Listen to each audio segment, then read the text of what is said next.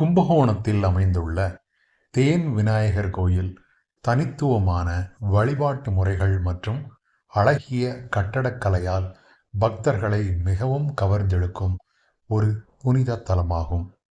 இந்த கோயிலில் வழிபடும் விநாயகர் தேன் அபிஷேகத்திற்கு புகழ்பெற்றவர்.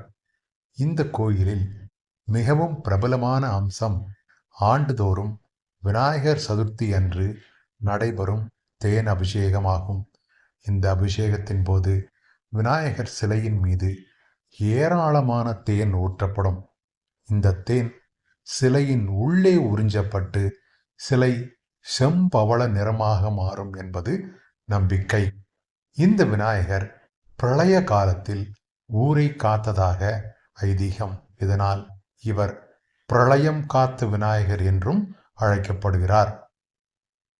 விநாயகர் சிலை நத்தைக்கோடு, கிளிஞ்சல், கடல் நுரை ஆகிய கடல் பொருட்களால் உருவானதாக கூறப்படுகிறது. இந்த விநாயகரை வருண பகவான் பிரதிஷ்டை செய்ததாக ஐதீகம். இந்த கோயில் நால்வரால் பாடல் பெற்றதுடன் மதுரை ஆதீனத்திற்கு சொந்தமானது.